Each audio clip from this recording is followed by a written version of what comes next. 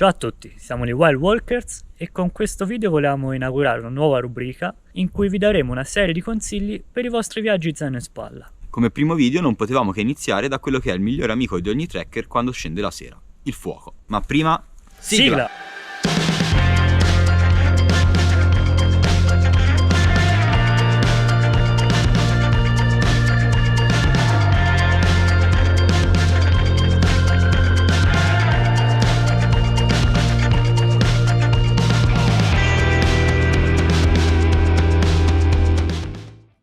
Innanzitutto una precisazione, noi non abbiamo mai usato un fornelletto da campeggio, sia per l'ingombro che comporta portarlo dietro, sia per i problemi di smaltimento della bomboletta una volta esaurita. Ma siccome non vogliamo farci mancare il conforto di un pasto caldo dopo una lunga giornata di cammino, per noi fare un fuoco è indispensabile, anche per scaldarsi un po'. Tuttavia non è sempre possibile trovare dei bracieri nel luogo in cui ci si accampa, per cui è necessario saper fare un fuoco in sicurezza. Oggi vi spiegheremo come. C'è da dire che alcune volte ci siamo trovati nella situazione di non poter accendere un fuoco in sicurezza. Alle volte perché pioveva, alle volte perché non trovavamo uno spot adatto, oppure perché semplicemente non era possibile farlo nella zona in cui eravamo a campeggiare. E quindi di mangiare quello che avevamo portato per la cena crudo. E non è stato piacevole. Quindi un consiglio che vi diamo è quello di portarvi degli alimenti che possono anche essere consumati crudi. Innanzitutto passiamo in rassegna l'attrezzatura di cui abbiamo bisogno.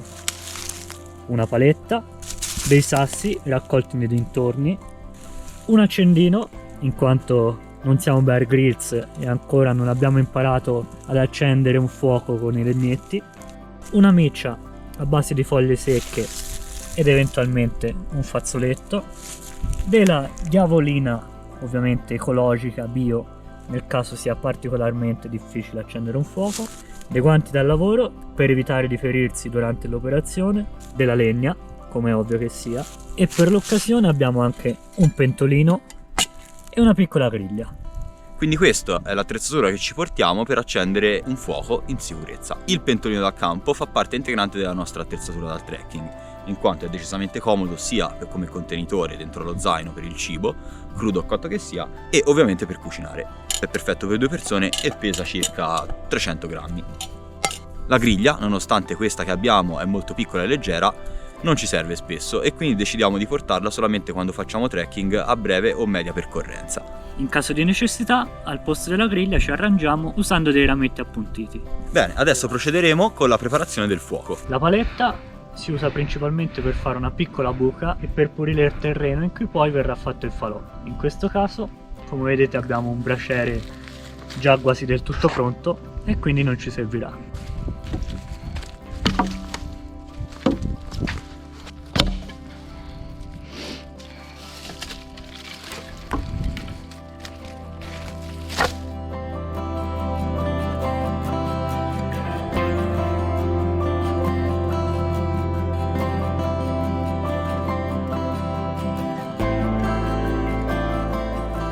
Una cosa fondamentale, oltre a sistemare il braciere in maniera tale che le rocce parino il fuoco dal vento, se ovviamente vi trovate in una zona boschiva, è quella di pulire almeno 1 metro, 1,5 metri di foglie intorno al braciere dove pensate di fare il fuoco. Questo vi aiuterà a stare più sicuri e tranquilli che non prenda fuoco l'intero bosco. Siamo arrivati finalmente al momento dell'accensione del fuoco. Abbiamo preparato il braciere che questa sera sarà di roccia e non scavato con la paletta, e adesso vi faremo vedere come accendiamo un fuoco noi. L'importante, senza dubbio, è partire dai rametti più piccoli e piano piano inserire nel fuoco, nella parte più bassa, rametti sempre più grandi per permettere al fuoco di non spengersi e di guadagnare forza in maniera costante. Stasera utilizzeremo come miccia delle foglie secche.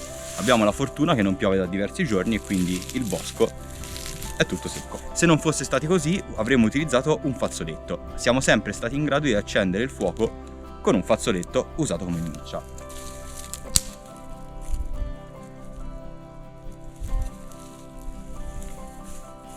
Ci sono varie tecniche per accendere il fuoco. Noi preferiamo quella che soprannominiamo la capannetta, ovvero costruiamo con dei legni un pochino più grossi una piccola capanna e ci disponiamo sotto la nostra miccia. Sopra di essa, una volta che prende fuoco, andiamo ad aggiungere legnetti sempre più grandi. Adesso che la struttura di base è stata fatta, possiamo accendere finalmente il nostro fuoco.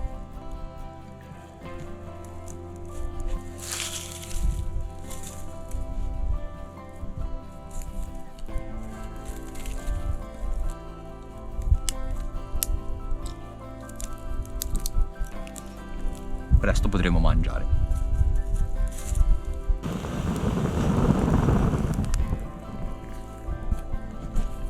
Mi raccomando ragazzi, una volta che il fuoco è partito, non soffocatelo, non mettete troppi legni sopra all'inizio, aspettate che abbia preso per bene e che qualcuno dei legni più grandi siano belli in fiamme. A quel punto sarà possibile aggiungere tutta la legna che volete.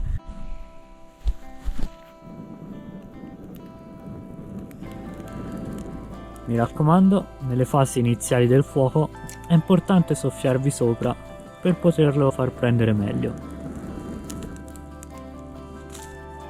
Quando il fuoco raggiunge più o meno questa dimensione, allora sarà possibile aggiungere legni sempre più grandi. Ovviamente va tenuto d'occhio finché non è autonomo, diciamo così, perché un fuoco cresce proprio come un bambino. E una volta che è autonomo brucia da sé e la brace sotto continuerà a bruciare tutti i legni più grandi che aggiungerete sopra. La brace ovviamente sarà quella che ci servirà per cucinare.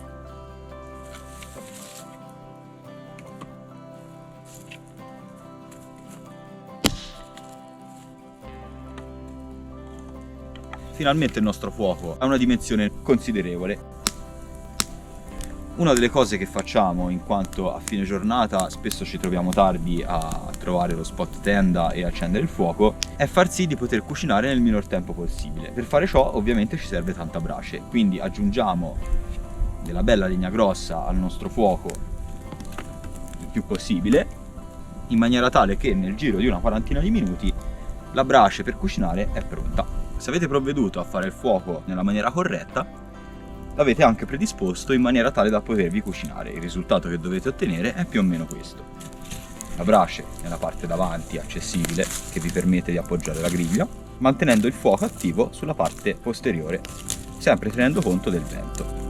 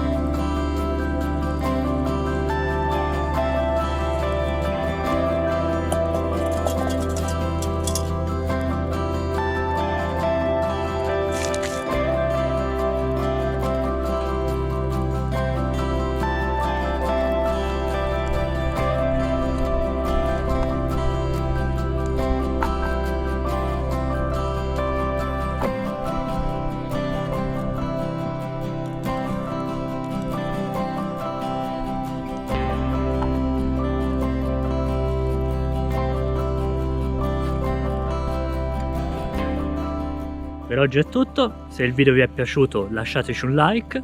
E iscrivetevi al nostro canale. Buon cammino!